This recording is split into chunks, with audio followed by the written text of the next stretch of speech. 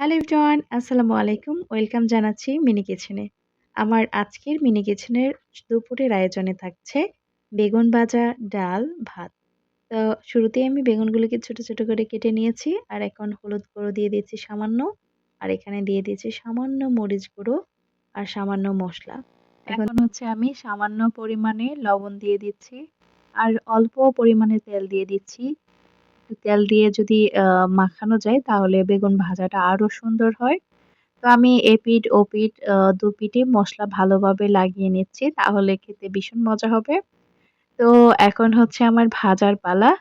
হ্যাঁ? তো এই যে দেখেন সুন্দর করে আমি এপিঠ ওপিঠ একদম সুন্দর করে মাখিয়ে এই তো কড়াইটা বসিয়ে দিয়েছি আর আগুনটাও ধরানো হয়ে গেছে।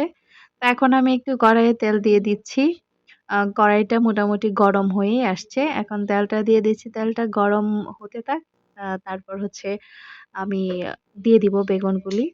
তো এই তো এখন আমার তেলটা গরম হয়ে গেছে। এখন বেগুনগুলি দিয়ে দিচ্ছি। এই দেখেন একদম মিনি সাইজ একদম ছোট, ছোট সাইজ মাত্র ৫ টা পিস। মানে কড়াই যদিও ছোট, বেগুন আ কাটার সাইজটাও একদম ছোট করে করেছি। না হয় কড়াইতে নিবে না, ধরবে না। তো ৪ পিসই ধরছে। যদিও ১ পিস এখনো বাকি আছে। ওইটা যখন আ মানে ওই ৪ পিস হয়ে যাবে তখন এই পিসটাও দিয়ে দিব। এখন আমি একটু ঢাকা দিয়ে দিচ্ছি। হ্যাঁ, ঢাকা দেওয়ার পরে একটু এই যে খুলে দিলাম। কারণ হচ্ছে এখন একটু সেদ্ধ হয়ে গেছে।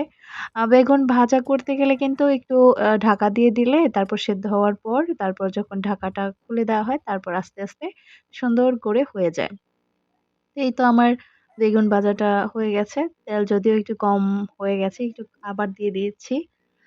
এই তো এখন ৫ পিসেই আমি দিয়ে দিচ্ছি। আর একটু লাকড়ি দিয়ে দিচ্ছি। যদিও আমি এটা আ তেল বা প্রদীপের মাধ্যমে রান্নাটা করছি। তাই এখানে একটা লাকড়িও দিয়ে দিচ্ছি। তো এখন আমি এপিঠ-ওপিঠ সুন্দর করে বেগুনটা ভেজে নেব। তো আমার মিনি কিচেনের ভিডিওগুলো যদি আপনাদের ভালো লাগে তাহলে অবশ্যই আপনার বন্ধুদের সাথে শেয়ার করবেন। হ্যাঁ, এই ভিডিওগুলো দেখার পর আপনার শৈশবটা ফিরে পাবেন। আমরা ছোটবেলায় যেভাবে রান্না করতাম মিনি কিচেনে, মিনি চুলায়, মিনি হাঁড়ি পাতিলে ঠিক সেম ভাবে এই রান্নাগুলি আ করা হচ্ছে। আশা রাখি আপনাদের প্রত্যেকের ভিডিওগুলো ভালো লাগবে। তো এই তো আমার বেগুন ভাজাটা এপিঠ-ওপিঠ সুন্দর করে আমি ভেজে নিচ্ছি। হ্যাঁ? তো আমার ভাজা মোটামুটি হয়ে গেছে। তো আপনারা দেখতেই পাচ্ছেন। মিনি কিচেনে রান্না করতে কিন্তু বেশ ভালোই লাগে। মনে হয় সেই ছোটবেলায় রান্না করতাম। ছোট, ছোট হাঁড়ি-পাতিল, ছোট, ছোট যদিও তখন মাটি দিয়ে ভাত রান্না করতাম। আরো বিভিন্ন কিছু দিয়ে রান্না করতাম। এখন সরাসরি রান্না করছি খুব ভালোই লাগছে। যদিও একটু ঝামেলা হয়, এদিক-সেদিক হয়ে যায়। তো এই তো আমার ভাতও হয়ে গেছে। এই যে আমার বেগুন ভাজা। তো এখন আমি আ ভাত পরিবেশন করব। তো এই যে মাটির হাঁড়িতে ভাত আর মাটির প্লেটে আমি ভাত নিয়ে নিচ্ছি। হ্যাঁ, একদম অল্প পরিমাণে ভাতটা নিয়ে নিচ্ছি।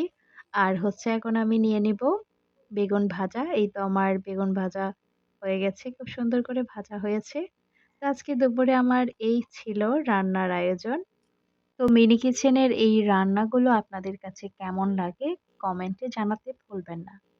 এই তো আমার সুন্দর করে আমি সাজিয়ে নিলাম আমার দুপুরের আয়োজনে মিনি কিচেনের ছোট্ট একটি প্লেটার। এই তো ভাত, সাদা ভাতের সাথে বেগুন ভাজা কিন্তু ভীষণ মজা খেতে, তাই না? এই তো রেডি হয়ে গেছে। সবাই ভালো থাকবেন, সুস্থ থাকবেন। আল্লাহ হাফেজ। আসসালামু আলাইকুম।